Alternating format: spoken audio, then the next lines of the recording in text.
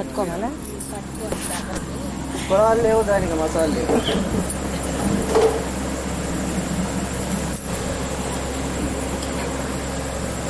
బ్రహ్మత్వాన్ని పొందిన జ్ఞానికి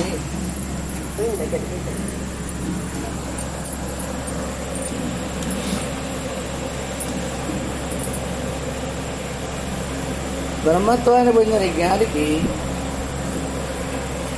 ఈ శరీరం తొడుపు లాంటిది ఉంటుంది. మనం ఒంటికి చొక్కా ఎలా వేసుకుంటున్నామో, పంచకట్టుకుని చొక్కా ఎలా వేసుకుంటున్నామో, జ్ఞానికి శరీరం తొడుపు లాంటిది. మనందరికీ శరీరమే బంగారం, శరీరమే అమృతం, దీనికి మించి ఇంకొకటి లేదు. ఇది మన మనస్తత్వానికి సంబంధించిన గుణాలు ఇవి. అయితే మనం కూడా బ్రహ్మత్వాన్ని పొందొచ్చు. ఎప్పుడు పొందేది కూడా బాను కోతలు పెట్టినా సరిపోయా. బ్రతికినంతకాలం అదే పనే కదా.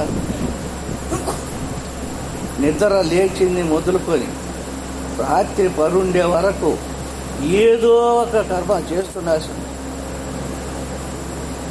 అంతా సంపాదన కోసమే,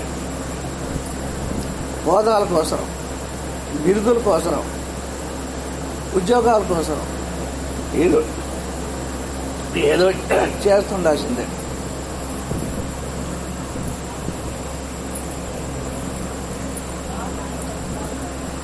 చేశాం ఒక రోజు ఎప్పుడో పడిపోయాం, అయిపోయింది.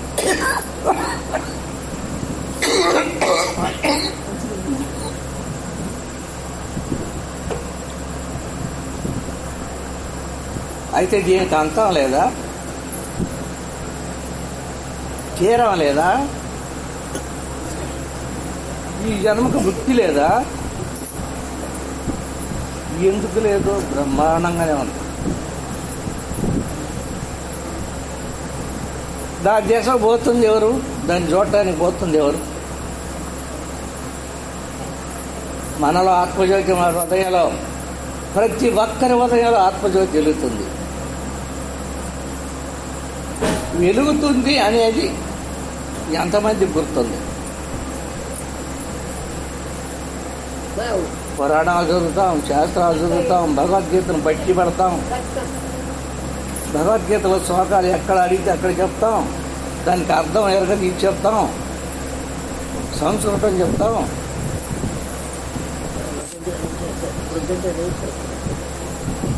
ఉపనిషత్తులు చెప్తాము, వేదాంత రహస్యం అంతా చెప్తాం. కానీ తాను తెలుసుకోలేడు. మనం ఎంత బ్రహ్మాండం అంతా చూస్తున్నాం. మన కంటితోటి ఇక్కడి నుంచి ఆకాశం వరకు ఎంత ఎలుపు ఉందో అంతవరకు చూస్తున్నాం. కానీ మన కన్ను ఏమైనా మనకు కనపడుతుందా? చూసుకోగలమా? ఆలోచించండి. ఎవరైనా చూసారా? మీ కళను మీరు చూసారా? మీ ముక్కు, మీ నోరు, మీ కళ్ళు, మీ చెవులు, మీ తలకాయి, ఈ మొత్తం ఎప్పుడైనా మీకు కనపడిందా?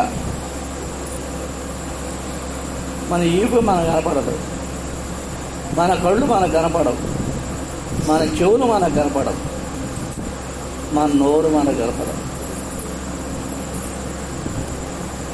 ఇంత మాత్రమే సంబరానికి కొండలెక్కి కోతలు పెడతాడు. తను తాను తెలుసుకోలేడు. ఇప్పుడు మనం ఎవరే? మీకేమనిపిస్తుంది? మనం ఎవరేమి అంటే మీకేమనిపిస్తుంది? నేను మనిషిని అని చెప్పగలుగుతారా? నేను ఆత్మను అని చెప్పగలుగుతారా? దేవుణ్ణి అని చెప్పగలుగుతారా? చెప్పండి, ఏమని చెప్పగలుగుతారు? నేను ఒక మనిషిని అంటారు, ఇంతవరకే చెప్పగలుగుతాను. నేను ఆత్మను, నేను దేవుణ్ణి, నేను పరబ్రహ్మ స్వరూపం, నాలో ఆత్మజ్యోతి వెలుగుతుంది, అఖండ జ్యోతి అనేది వెలుగుతుంది, అండపిండ బ్రహ్మాండములన్నిటికీ ఆధారమైనటువంటి జ్యోతి నాలో ఉంది, ఈ జగత్తుకే వెలుతురునిచ్చేటటువంటి ఆత్మజ్యోతి నాలో ఉంది. కాబట్టి నేను పరబ్రహ్మ స్వరూపము అని చెప్పగలమా? చూడండి, ఎంతెంతో చెడులు మంచి రాష్ట్రాలు తారుమారు చేసేవాళ్ళు ఉన్నారు, కొంతమంది దేశాన్ని తలకిందులు చేసేవాళ్ళు ఉన్నారు, మహాయోధాన యోధులు ఉన్నారు. భూమి అడుగునుందో అడుగున ఏముందో దాన్ని తెలుసుకోగలుగుతున్నారు. ఇవాళ ఆకాశంలో చంద్రమండలం ఎక్కడ ఉందో తెలుసుకోగలుగుతున్నారు, అంగారక మండలాన్ని తెలుసుకున్నారు. ఇప్పుడు సూర్యమండలాన్ని తెలుసుకోవాలట. ఆడకు పోతే కానీ దోమలు రాలినట్టు రాలిపోరు, అప్పుడు విషయం అర్థం అవుతాం. ఇవన్నీ తెలుసుకోగలుగుతున్నారు. రైలు తయారు చేశారు, దాన్ని నడిపే శక్తిని కనుక్కొని దాన్ని నడుపుతున్నారు, బస్సులు నడుపుతున్నారు. ఇన్ని తెలుసుకున్న మానవుడు తను తాను తెలుసుకోవటం లేదు. కారణం ఏంటి? ఎందుకని?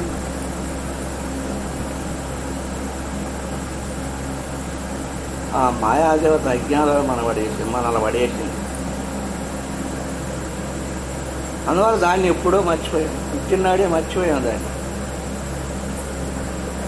పుట్టి ఒక్కొచ్చిన మొదలుకొని ఇటు పరిగెట్టమే, జగత్తులో పరిగెట్టమే.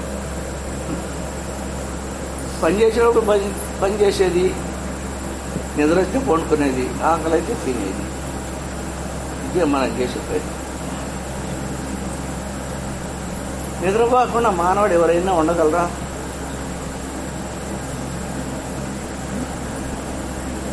నిద్రని జయించగలరా?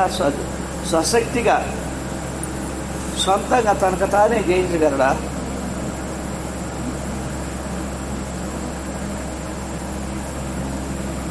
నిద్రను జయిస్తే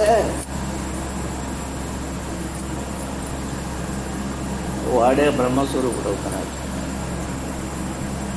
బ్రహ్మానికి నిద్ర లేదు కదా, బ్రహ్మస్వరూపానికి నిద్ర లేదు, తామసం లేదు, చీకటి లేదు, అజ్ఞానం లేదు, అమాయకం లేదు, ఏమీ లేదు. ముందొక్కటి సత్యం, ధర్మం, న్యాయం, జ్ఞానం.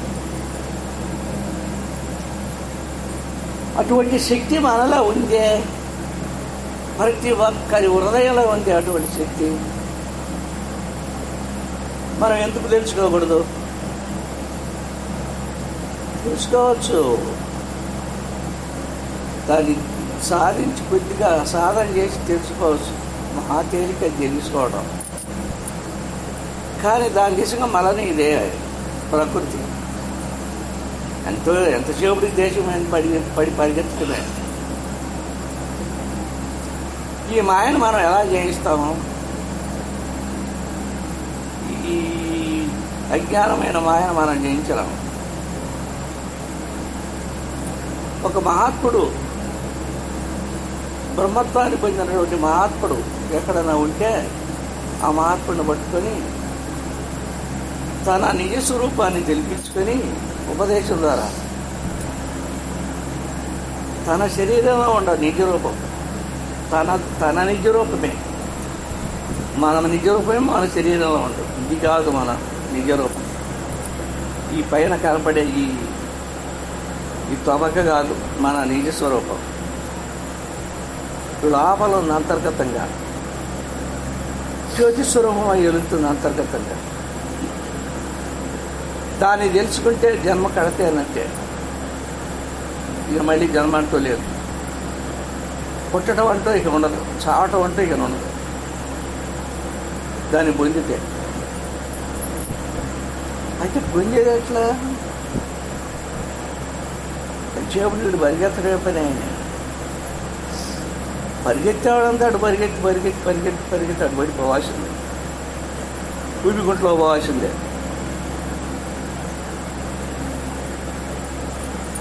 అయితే ఆడనో ఒకరు మాత్రం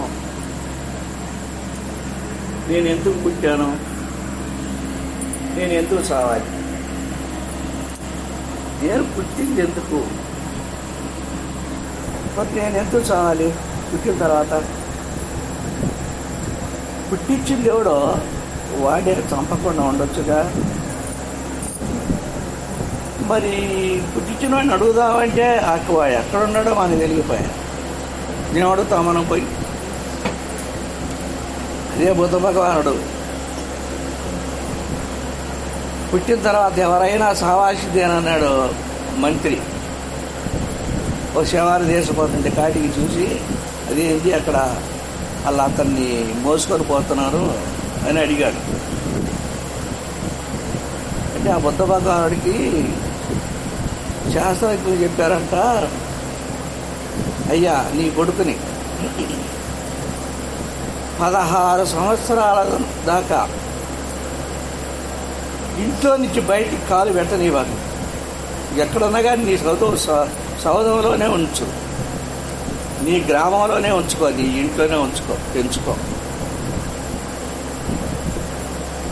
ఈ లోపల ఎప్పుడైనా నీ ఇల్లు దాటి బయటకు పోయేటట్టుగా నీ చేయించి ఇక్కడ అని చెప్పారు. అందుకని పెద్ద ఒక గ్రౌండ్ ఏర్పాటు చేసి వాళ్ళ తండ్రి దాంట్లో ఆయనకు కావాల్సిన సౌకర్యాలన్నీ ఏర్పాటు చేసింది. చుట్టూ దానికి పెద్ద గోడవడి కట్టి దాంట్లోనే పెట్టి ఆయన తిప్పుతున్నారు. ఒకనాడు తండ్రి ఎటో పోయినా అంట, ఏ ఊరో పోయినా అంట. ఆయాలే ఈ కొడుకు పురుగు తెలిసింది.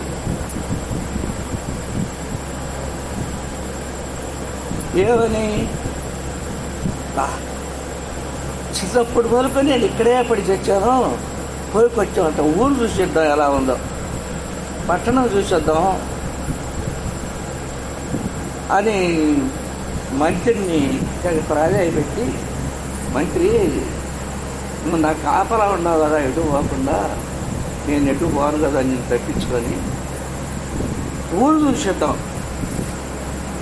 ఊరు ఇంత ఊరుంది, బజారు తిరిగి ఊరు చూసేద్దాం, మా నాన్న లేడియాల చూడాలని ఆసక్తిగా ఉంది. పోదాం మా నాన్న. అయ్యా వద్దు మీ నాన్నగారు నన్ను చంపుతాడు మొదలెట్టన్నా కానీ నువ్వు బయటకు పోయావంటే మీ నాన్న నన్ను చంపేస్తాడు అని అడ్డం చేయాలి. కాదు, నువ్వు వస్తావా రా, రాకపోతే నీవు ఈ బజార్ని పోయి ఆ బజార్ నుంచి వస్తాను. ఈయన ఎట్టా మొంటి పొట్టు పెట్టాడే ఉండడని చెప్పి సరిపోదాం అన్న. ఊళ్ళో బజార్లు తిరుగుతూ ఉంటారు. ఒక దిక్కు ఒక ముసలాయన్ని మంచంలో కూర్చోబెట్టి లేవదీసి ఇదే మడతలు పట్టుకొని నుంచోబెట్టి నీళ్లు పంపిస్తున్నాడు, రోజంతా గడిగిస్తానని చెప్పిస్తున్నారు. అదేం చేయాలి ఆయన అంటున్నాడు, ఏంది ఇద్దరు మనుషులు పట్టుకొని లేవదీస్తున్నారేంది, 2 ఎకరాలు పట్టుకొని మనిషి కింద పడకుండా పట్టుకున్నారేంది, ఆయన ఏది అట్టున్నాడు అంటే తిరిగింది మొదలుగా ఇంతవరకు బయటకు పోయి ఏది చూశారంట. ఇక చూడటం కొత్తగా ఉంది. అడిగాడు మంత్రిని, ఏంటయ్యా అలా ఆ పని చేస్తున్నారు. అయ్యా ఆయన పెద్దవాడు అయిపోయినాడు, ముసలివాడు అయిపోయినాడు, మనం కూడా కొన్నాళ్ళకి అలానే అవుతాము, ముసలివాడు అవుతాము. మనల్ని కూడా ఇంకొకరు ఎవరన్నా లేవదీసి నుంచోబెట్టి కట్టి నీళ్లు పోసి కడిగి ఒక గుట్ట కట్టి ఆ మంచం మీద పడేయాల్సి నేను అన్నారు. అప్పు మనం కూడా ఇటు రాసిందేనా, తప్పకుండా.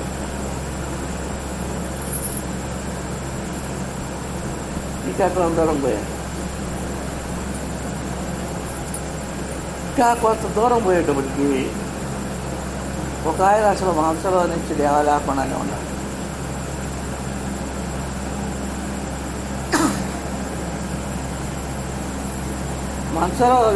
మనసులో నుంచి లేవలేకుండా లేవది నుంచోబెడితే నుంచోలేడు, కూరబడతాడు. అందుకని లేవదీసి కూర్చోబెట్టే ఒక మనిషి పట్టుకొని నోట్లోకి అది గిజ్జిపోస్తున్నాడు. అదేంది ఆయన కట్టబోస్తున్నారు, తినలేడా అన్నాడు ఈయన బుద్ధుడు. తింటాడయ్యా, ఆయన పైన అయిపోయింది, సహోదరు వాళ్ళకి వచ్చాడు, ఇంకా లేవలేడు, కూర్చోలేడు. నా ద్వారా వాళ్ళు పట్టుకొని లేవదీసి కూర్చోబెట్టి కాస్త గింజిపోతున్నారు కడుపులోకి. ఓహో, మనం కూడా ఇచ్చే కదా, మనం కూడా ఇచ్చ కావాల్సిందే. అయితే ఏదయ్యా పుట్టింది ఎందుకు, మన ఇటు బాగా ఉన్నాం బ్రహ్మాండంగా, అట్ట ముసలితనం రావటం ఎందుకు, లేవలేకపోవటం ఎందుకు, చావటం ఎందుకు, ఇదేందయ్యా, దీన్ని ఐదు కూడా అలాంటిది అన్నాడు. సరే ఇంకా కొందరం పోయేటప్పటికి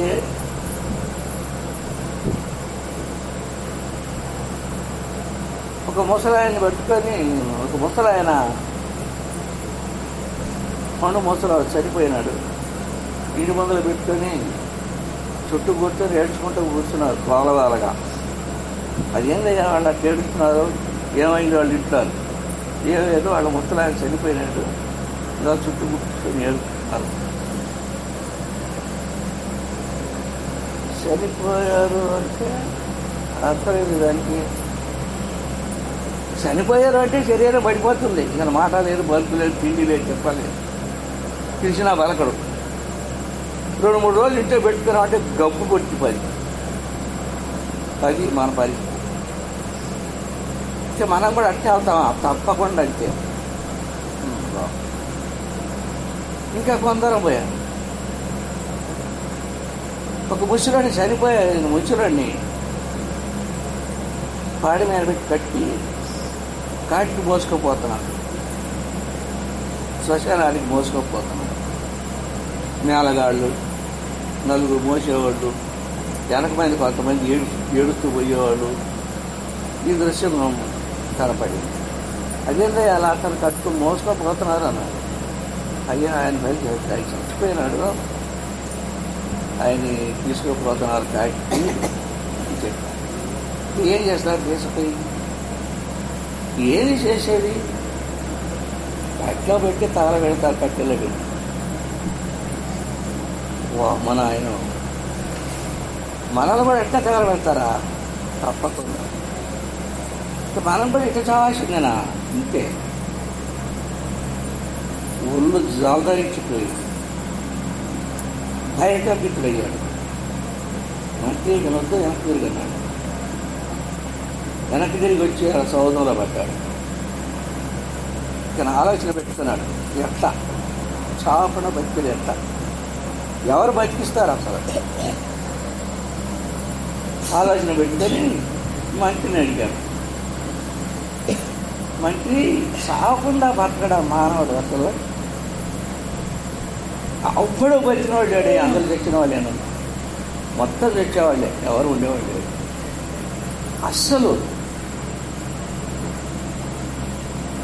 అసలు ఈ చావుని తప్పించుకున్నాడు ఎవ్వరు లేరా, ఉన్నారంటే ఎక్కడ అడవుల్లో బడవల్లో కొండల్లో బాణల్లో కూర్చొని తపస్సు చేసుకుంటూ ఉంటారంట వాళ్ళు మహానుభావులు. వాళ్ళు కూడా ఉండరు,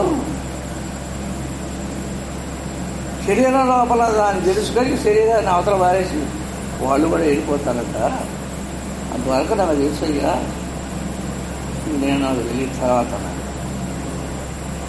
అట్టనా అన్నాడు. ఆయనేమో తల గట్టిగా బిగి చేయగా పడుతున్నాడు. ఆలోచించి విరక్తి పెరిగిపోయింది. ముసలితనం రావటం ఏంటి, తలంతా నచ్చిపోవటం ఏంటి, మంచంలో పడి లేవలేకపోవటం ఏంటి, ఒకనాడు చావటం ఏంటి, ఇది మంచి పని కాదు. దీన్ని అసలు ఏదో తెలుసుకోవాలి. సావు సంగతి తెలుసుకోవాలి అనుకున్నాడు. ఆమె ఎడకాన్ని తెలుసుకున్నాడో ఎక్కడ బయటికి ఇక్కడ వెళ్ళిపోయాడు, దేశం పట్టుకుని వెళ్ళిపోయాడు. ఎటు వెళ్ళిపోయాడో ఎవరో తెలియదు. ఎక్కడ నేను చావకుండా బతికించేవాడు ఎవడో ఎక్కడ ఉన్నాడు అని తిరిగి తిరిగి తిరిగి తిరిగి తిరిగి దేశంతో తిరుగుతున్నాడు. ఎక్కడ పోయినా బతికించేవాడు ఎవడాడు. తిరిగి తిరిగి ఆఖరికి చిన్నుబుట్టి శరీరం సోరిపోతా, కళ్ళు తిరిగిపోతున్నాయి, కాళ్ళు చచ్చపోతున్నాయి. ఎందుకు లేరా సస్తే తేడా పోతున్నాయి, ఉద్యోగం పోతే పోయిందని ఒక చెట్టు దగ్గర పండుకొని కాళ్ళు జాతర ఆరుగాటి వండుకొని పోయే ప్రాణం వచ్చే ప్రాణంగా ఉన్నాడు. ఎవరు ఈయన చూసిన వాళ్ళు ఎవరు లేరు.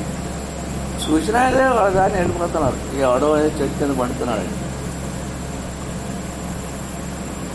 దాన్ని ఒక పెద్ద వచ్చిందట, అల్లాకి వచ్చింది.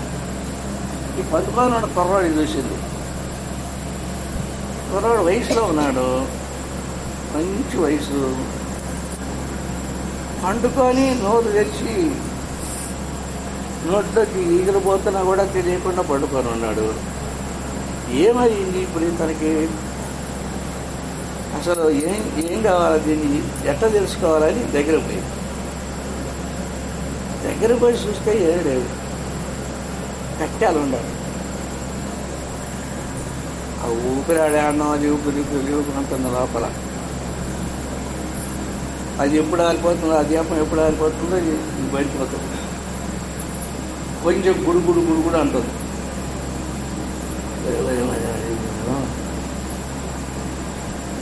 అన్నం లేక నీళ్ళు లేక అడ్డం పడిపోయినట్టుండే, చచ్చిపోయేటట్టుండే.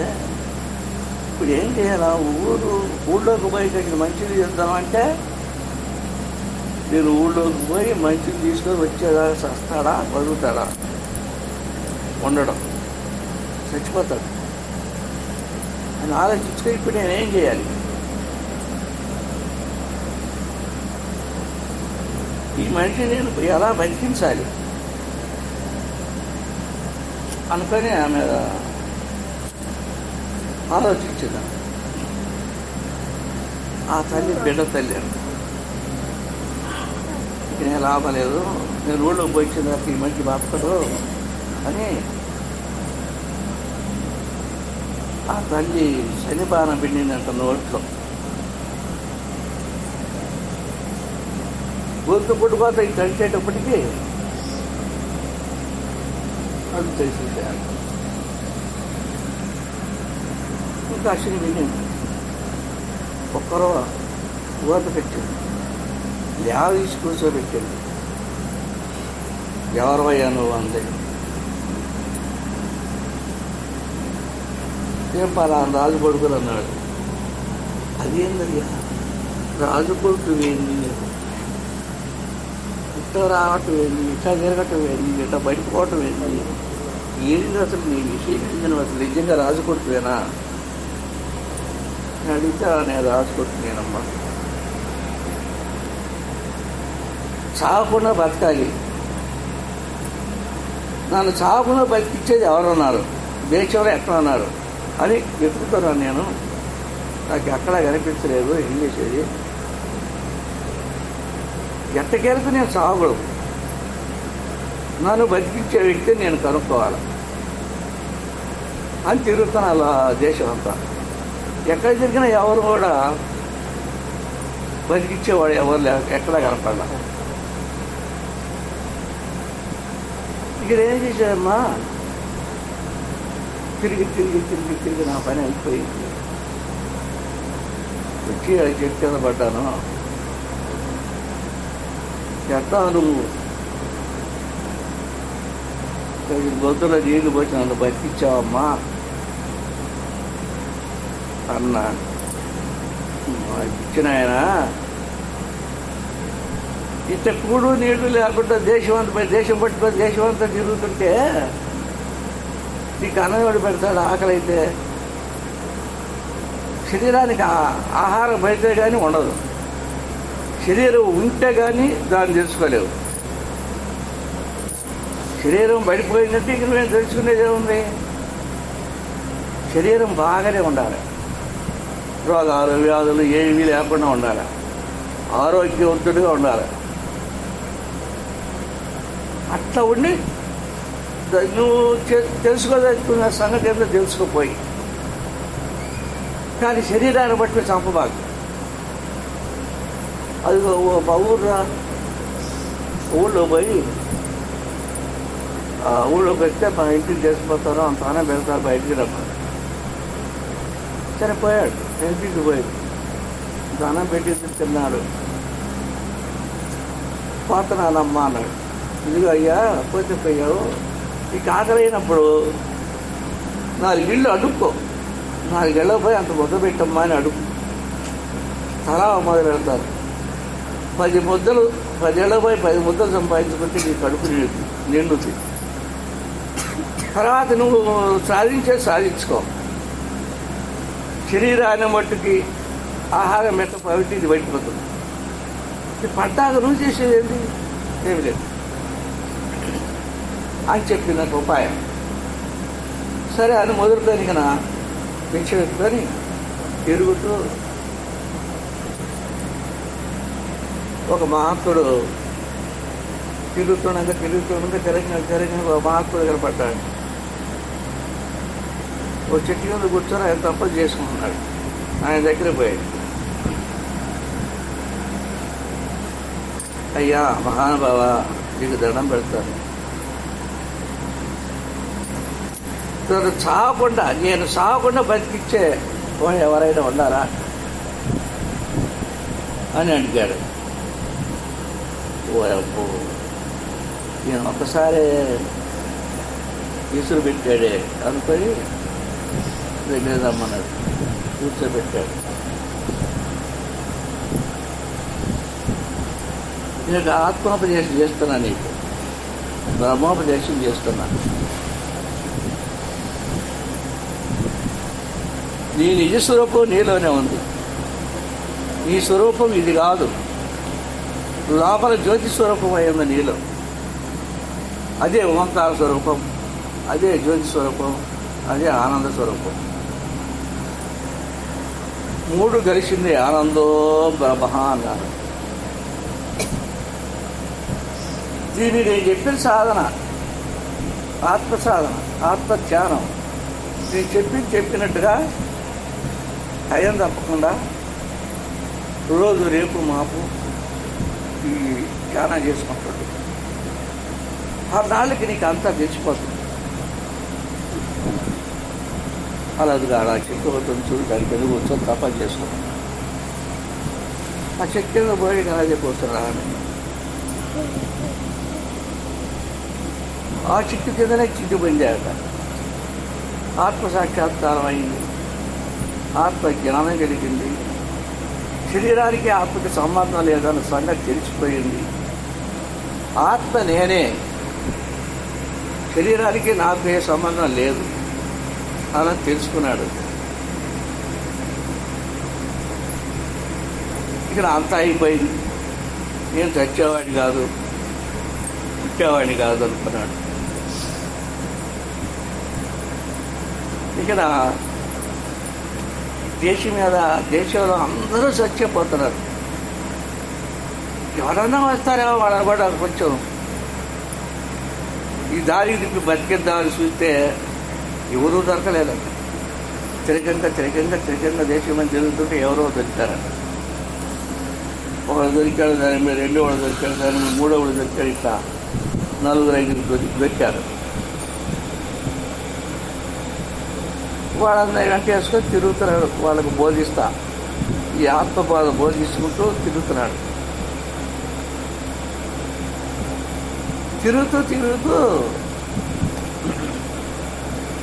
ఒకనాడు ఈ శనిపానం బతికిచ్చింది ఈ తల్లి వాళ్ళ ఇంటికి పోయాడంట. తిరుగుతున్నాడు, వాళ్ళు ఏదో దొరికింది ఆడిపోయాడు. అమ్మ అని బిషం ఏమన్నా అంట. ఇంట్లో నుంచి బిషం తీసుకొని వచ్చిందంట. వచ్చేదాక అలా ఆమె కలిసి అది చూస్తూ ఆమె నడుస్తున్నాట. నువ్వు కదమ్మా నన్ను బతికించింది, ఆ యాలను నన్ను బతికించకపోతే ఎప్పుడో వెళ్ళిపోయేవాడిని అనుకుంటూ నుంచున్నాట. అంతలో కొడుకు వచ్చాడు ఇంట్లోంచి బయట. వాడు చూసానంట, అరే నాయన నీ ఎంగిలి పాలు దాగి నేను బతికారా అన్నంట. ఆ పిల్లని అతను చూసి, నీ ఎంగిలి పాలు దాగి నేను బతికారా అన్నా. అంటే ఇప్పుడు ఈయన దశావతారాలు ఒక అవతారంగా తీసుకున్నారు ఆయన బుద్ధ భగవాను. నేను ఎవరు, ఇదే దాని సమస్య వాళ్ళకి. నేను ఎవరు? నేను మనిషినా, జీవుడినా, ఆత్మనా, బ్రహ్మమా, దేవుడా, ఎవరు నేను? దీన్ని తెలుసుకునేది ఇట్లా. ఎక్కడో ఏ మహానుభావుడి చేత ఒక బ్రహ్మోపదేశం పొంది దాన్ని ధ్యానం చేసుకుంటూ కూర్చో, వెళ్ళిపోతుంది. కొన్ని రోజులకి అదే తెలిసిపోతుంది. మనం కూర్చోగలుగుతామా? నిద్ర లేచేది మొదలుకొని చాలా జరిగినట్టు పరిగెత్తమే మొదలు. నిద్ర లేవడం, బంధు కడుక్కోవడం, టిఫిన్ చేసుకోవటం, అన్నం వండుకోవటం, తినడం, ఏదైనా ఒక పని ఉంటే చేసుకోవటం, మళ్ళీ మధ్యాహ్నం తినటం, మళ్ళీ సాయంత్రం దాకా ఏదో పని చేసుకోవడం, రాత్రి తినటం, తెల్లవారు పండుకొని నిద్రపోవడం. మనకి ఎప్పుడు తీరిక ఉంది? దేవుడిని తెలుసుకోవాలన్న తీరిక ఎప్పుడు మనకి? ఒక క్షణం ఏమైనా తీరుతుందా? ఇంకా మనం దేవుడు ఉన్నాడా లేడా అని ఆలోచించడానికి కూడా మనకు టైం లేదు. దేవుడు ఉంటే ఎక్కడున్నాడు? అసలైన దేవుడు ఎవరు అని ఇది ఆలోచించుకుందామంటే ఆలోచించుకోవడానికి కూడా టైం లేదు. ఆడ వాడు పిలిచారు, ఏడు పిలిచారు, ఎడబారు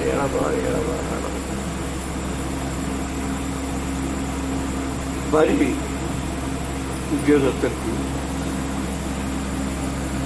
నాయకులకి తీరికే ఉండదు, మాట్లాడటానికి తీరికే ఉండదు. సరే, ఇప్పుడు అదన్నట్టు చెప్తూ ఇప్పుడు మనం బ్రహ్మత్వాన్ని పొందాలి. ఏం చేయాలి? చావకుండా బతకాలి.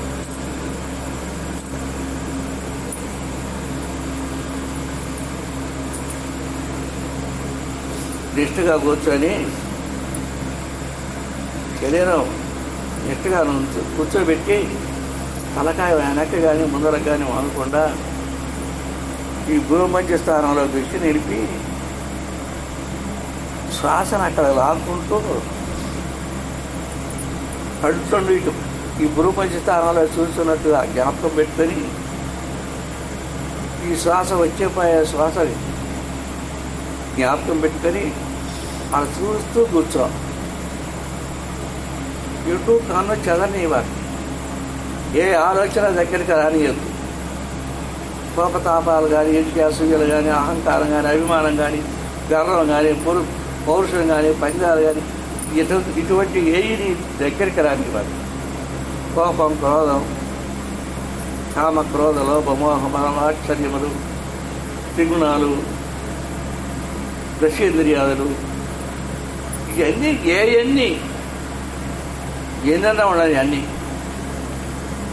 ఏ ఒక్కటి కూడా నీ దగ్గర రాలి. అవన్నీ నువ్వు కాదు, నేను కాదు. అవన్నీ ఎందుకు ఆడుతారు?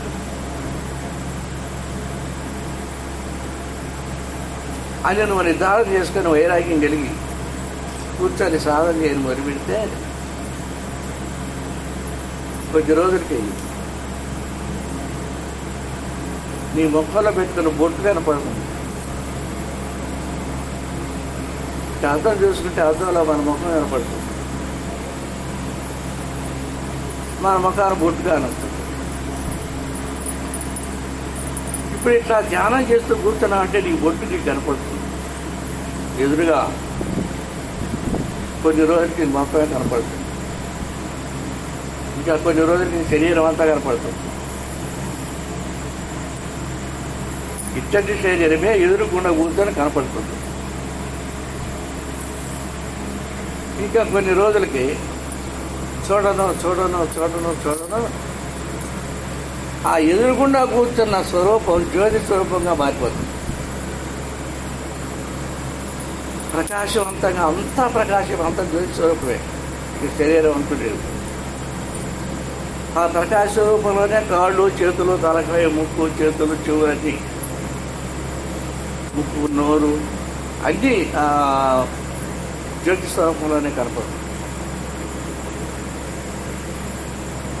అది కొన్నాళ్ళకు ఇంకా కొంచెం రోజులు చూడను అది నేనే వచ్చి నిలబడి.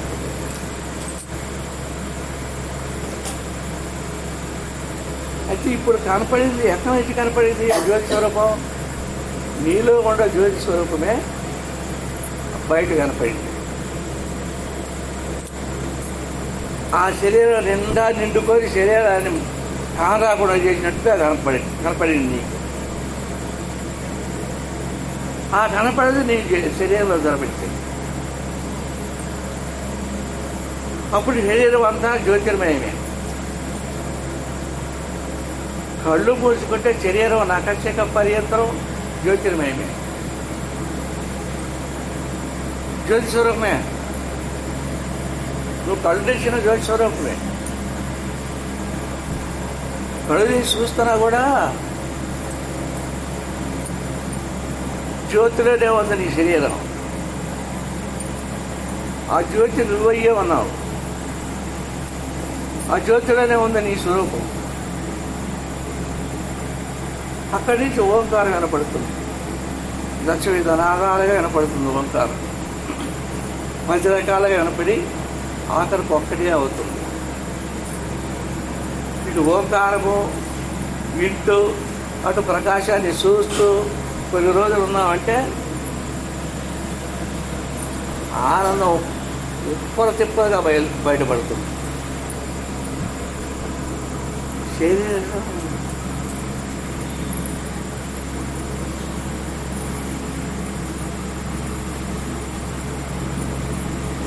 శరీరం మంచినీళ్ళు, శరీరం భరించలేనంతటి ఆనందం. గడగడ శరీరం ఉనికిపోతుంది ఆనందం. భరించలేనంత ఆనందం వచ్చి పడుతుంది. ప్రకాశం ఓంకారం అలానే ఉంటుంది, ప్రకాశం అలానే ఉంటుంది. ఈ ఆనందం వచ్చి దొరకదు. అందుకే ఆనందో బ్రహ్మ అన్నారు. బ్రహ్మం ఆనంద స్వరూపం అన్నారు. త్రిగుణాతీతము ఈ బ్రహ్మస్వరూపం, త్రిమూర్త్యాతీత స్వరూపం, జగదాతీతం, లోకాతీతం, సర్వాతీతం. ఈ జ్యోతి స్వరూపం నువ్వు ఎప్పుడయ్యావో, ఓంకారం ఎప్పుడు తుచెల్లా వినసాగావో, ఆనందం ఎప్పుడు నీకు లోపల దొరబడి స్ఫురించిందో, దానిలో కూర్చునేటప్పటికీ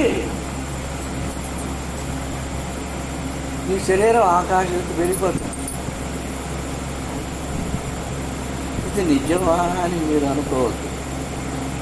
చాలా అనుమానం వస్తే రావచ్చు కొంతమందికి. కానీ ఇది ఎంత నిజం అని చెప్పాలంటే, ఎంత నిజం అని చెప్పడానికి నాకు నోరు లేదు. ఆకాశం వల్ల వెళ్ళిపోతుంది. ఆకాశంలో సుక్కలు కనపడతాయి. సూర్యచంద్రులు నీకు నేత్రాలు అవుతారు. పరబ్రహ్మానికి సూర్యచంద్రులు నేత్రాలంట. నీలో ఉచ్ఛ్వాస నిశ్వాసలే ఈ జగత్తులో ఉండే గాలి అంతా అనేది అర్థం అనుభవం అవుతుంది. నువ్వు అటు ముక్కు ఒక 5 నిమిషాలు అలా ముక్కు పట్టుకొని రాబట్టే జగత్తు మొత్తం అంత పొడిగా రాలిపోతుంది. అటువంటిది బ్రహ్మస్వరూపం. భూమి పాదాలు, ఆకాశం శిరస్సు, సముద్రాలు మనిషిని దాడానికి అది ముంతలు.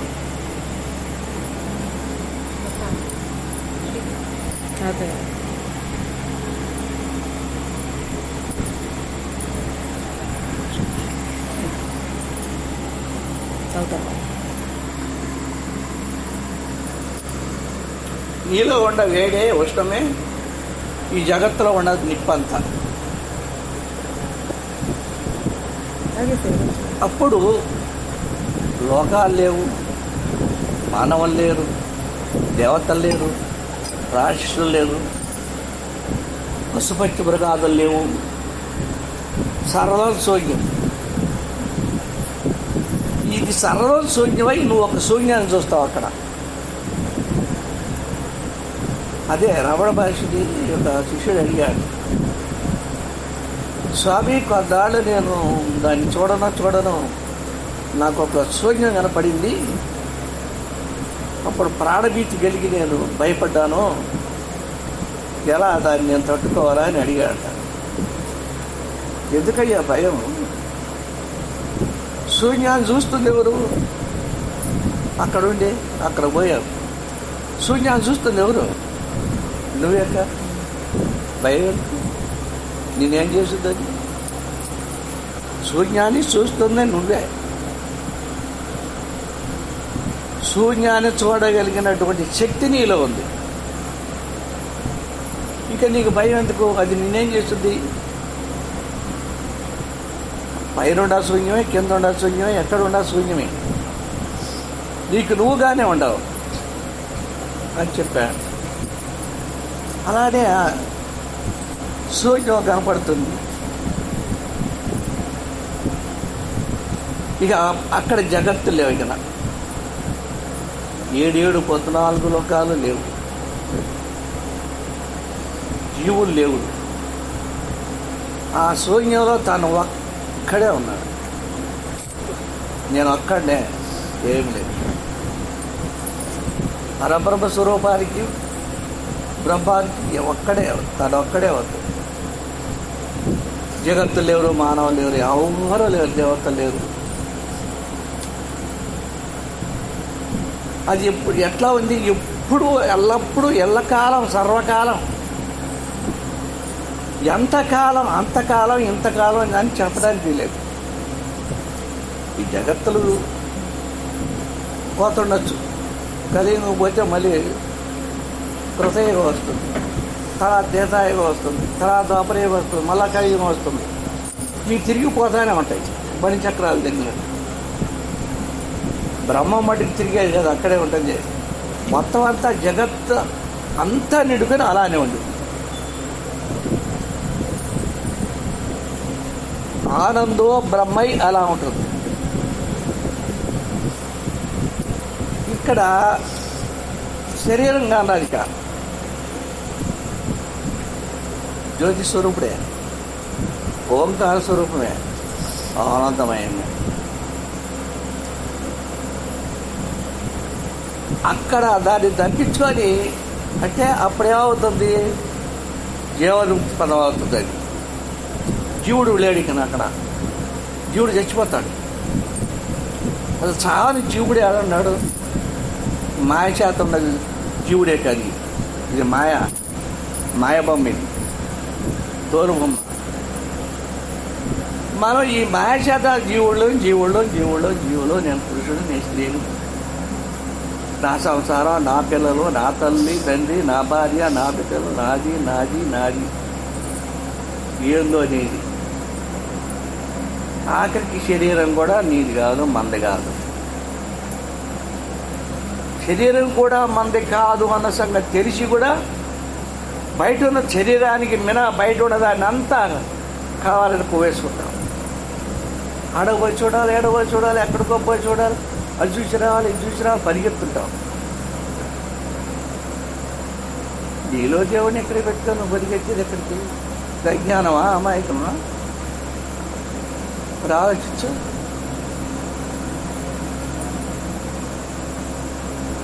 అప్పుడు జీవుడు లేడాల. జీవుడు ఉంటే శరీరం కనపడేది తనకి. జీవుడు లేకపోయేటప్పుడు ఈ శరీరం కనపడాల.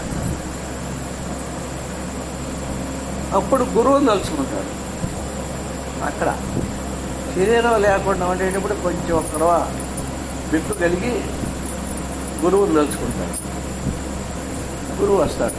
వెంటనే ఏంది నాయన అంటాడు. స్వామి, నాకు శరీరం కనపడలేదని. సరే కళ్ళు మూసుకొని ఆయన అన్నాడు. కళ్ళు మూసుకొని శిష్యుడు కళ్ళు మూసుకుంటాడు. ఆ జ్యోతి స్వరూపంలోనే గురువు నెత్తి చేయగలుగుతాడు. అప్పుడు శరీరం ఇది మీకు ఉన్న శరీరం. అప్పుడు చెబుతాడు గురువు, నాయన నువ్వు జీవన్ముక్తిని పొందావు, అయిపోయింది నీ పనిగా, నువ్వు చేయాల్సింది ఏమీ లేదు. ఈ శరీరం నీ ప్రారంభం ఎంతకాలం ఉంటుందో అంతకాలం ఉంటుంది ఈ శరీరం.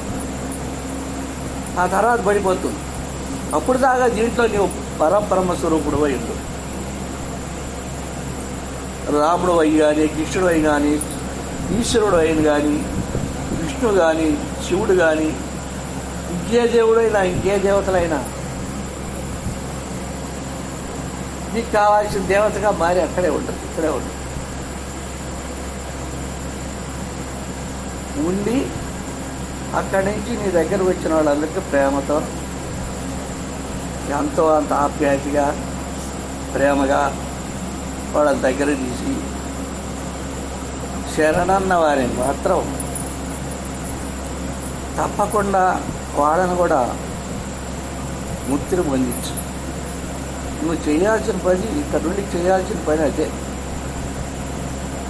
దానికోసమే శరీరం ఉంటుంది. ప్రారంభం ఉన్నంతకాలం అందుకొరకై ఉంటుంది శరీరం. లేకపోతే అప్పుడే వెళ్ళిపోయేవాడి. శరీరం వదిలిపెట్టి జ్యోతి స్వరూపం ఉండిపోయేవాడిగా. అట్లా కాదు. అట్లుంటే వాడు బుద్ధి పొంది వెళ్ళిపోతుంటే వెనకోడు తెలుసుకునేది ఎట్లా? ఎక్కడో 100 పొగడు నన్ను బతికిచ్చి దేవుడా అంటూ వస్తాడు. వాడికి దారి చెప్పాలి కదా. వాడి చేత కొంత సాధన చేయించాలా, ధ్యానం చేయించాలా, యోగాలు చేయించాలా, పుణ్యకర్మలు ఎన్నో చేయించాలా వాడి చేత. భజనలు, పురాణాలు, సత్సంగాలు, శాస్త్రాలు, సాకార దేవుళ్ళు ఇదంతా చేయించుకుంటూ నిరాకారం చేసుకోవాలి. ఎంతమంది నేను అనుసరించారో వాళ్ళందరినీ నువ్వు దగ్గర తీసుకొని సాకార రూపంలో చేయాల్సిన పనులన్నీ చేపించి నిరాకారాన్ని తీసుకెళ్ళాడు. నిరాకారంలో తీసుకుపోయి వదిలిపెట్టాడు. ఆ పని చెయ్యి. నువ్వు చెప్పేది ఈ దగ్గరకు వచ్చే ప్రజలకు నీతులు బోధిస్తూ, మంచిని చెప్తూ, పరమత్వాన్ని గురించి, సాకార రూపాన్ని గురించి, రామాయణం కానీ, భారతం కానీ, భాగవతం కానీ, పురాణాలు చదువుతూ చెప్తూ, భగవద్గీతను చెప్తూ, వాళ్ళకి అర్థమయ్యేటట్టుగా చెప్తూ, ఆ భగవద్గీత శక్తిని వాళ్ళకు వంటపట్టించు.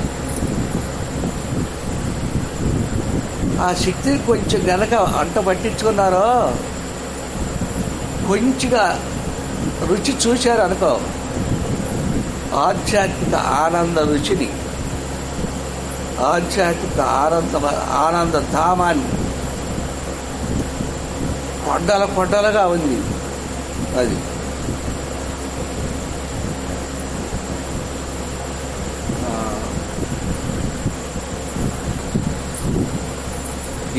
కొట్టలకొండలుగా ఉంది దేశం అంతా.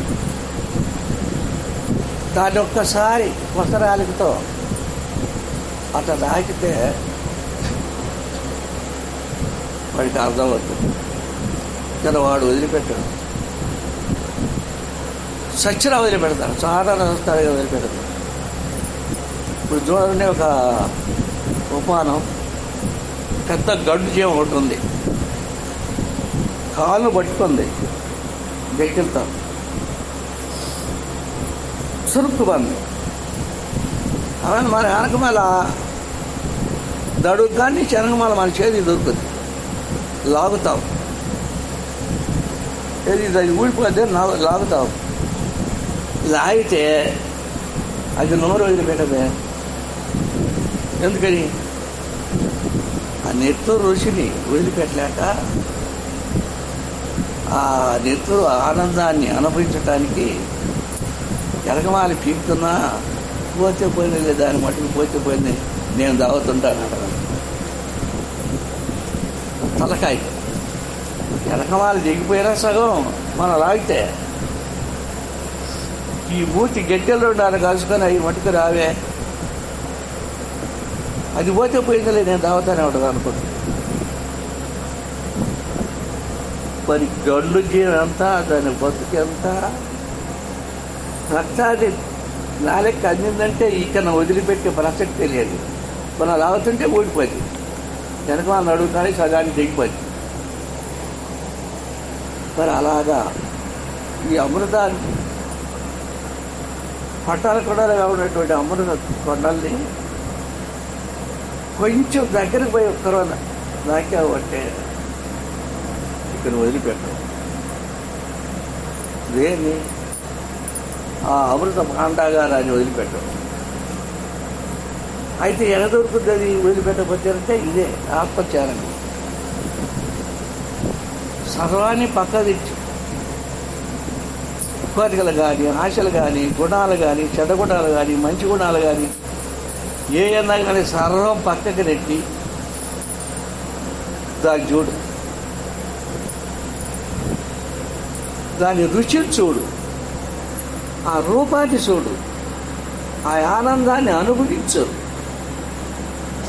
తర్వాత నువ్వు ఏమైనా చేసుకో. ఇది చేసుకుంటూనే సంసారం చేసుకుంటుంటారు జీవనంలో. దీన్ని ఇలా సాధించుకుంటూనే ఉంటారు, సంసారం దీన్ని నడుపుకుంటూనే ఉంటారు. దాన్ని మళ్ళీ పోగొట్టడం. అట్లా చేస్తే ఇక నువ్వు సాక్షాత్ పరబ్రహ్మ స్వరూపుడై, ఆనంద ధాముడవై, అమృత స్వరూపుడవై, ప్రకాశ స్వరూపుడవై, జగత్తుకే అండపిండ బ్రహ్మాండములకు అంతటికీ ప్రకాశవంతుడవై, అండపిండ బ్రహ్మాండముల అన్నింటికీ ఓంకార స్వరూపుడవై, ఈ అండపిండ బ్రహ్మాండముల అన్నింటికీ ఆనంద స్వరూపుడవై, లోకాలన్నిటికీ ప్రకాశాన్ని ఇస్తుంది నువ్వే. ఈ లోకంలో ఉన్న శబ్దం అంతా దివ్యే. ఈ లోకంలో సర్వజీవులు అనుభవించే ఆనందం అంతా నీదే. అది నీకు అనుభవం అవుతుంది. నా ప్రకాశమే జగత్తుల ప్రకాశం అనేది ఇక అనుభవానికి వస్తుంది. నా శబ్దతతే, నా శవంలో ఉన్న ఓంకార శబ్దతకి జగత్తు అంతటికి శబ్దమైంది. నాలో ఉన్న ఆనందమే జగత్తు అంతటికీ ఆనందమైంది, అమృతమైంది, ప్రేమస్వరూపమైంది.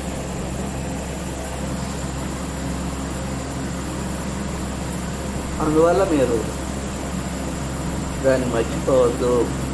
ఈ జన్మను కడతీర్చుకోండి. ఎందుకు పాటు చేసుకుంటారు?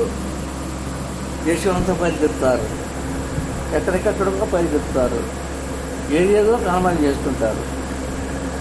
దైవత్వంగా ఏ కర్మలైనా చేయొచ్చు. దానాలు చేయొచ్చు, దాన ధర్మాలు విరివిగా తనకు ఉన్నంత దాంట్లో విరివిగా చేయొచ్చు, పూజలు చేయొచ్చు, అభిషేకాలు చేయొచ్చు దేవుడికి. ఈ సాకార రూపాన్ని ఇలా గెలుచుకొని వస్తే ఇక్కడ ఈ సాకార రూపంలో ఏం చేయటానికి వీలున్నది ఇక్కడ అయిపోయింది. ఇక్కడ ఏం చెప్పేది అయిపోయింది శుభ్రంగా.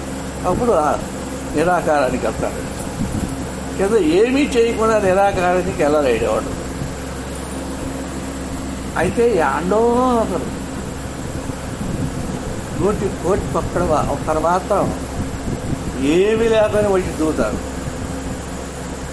దేవుడు లేదు, దయ్యం లేదు, పూజ లేదు, మనస్కారం లేదు, వాళ్ళకి ఏమీ అడగదు. వాళ్ళ ప్రారంభం పూర్వజన్మ సంస్కారం ముందరకు వచ్చిందంటే దామం చేసుకుని దీంట్లో పడేస్తున్నారు. అది అందరికి కుదురుతా, మన వల్ల కాదు. వాళ్ళందరూ ఇట్లా రావాల్సిందే చేసుకుంటే. సరే పొద్దుపోయింది కానీ ఆవిడ ఓంకారం ధ్యానం చేసి ఆవిడ లైట్ అయ్యారు.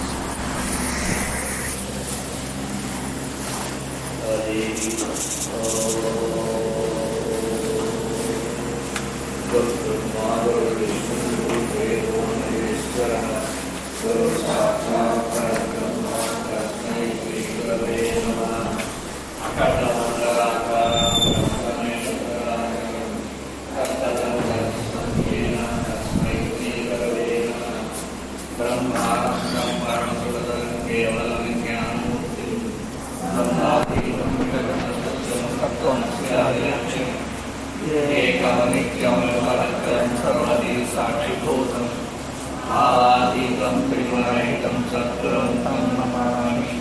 హరి ఓం.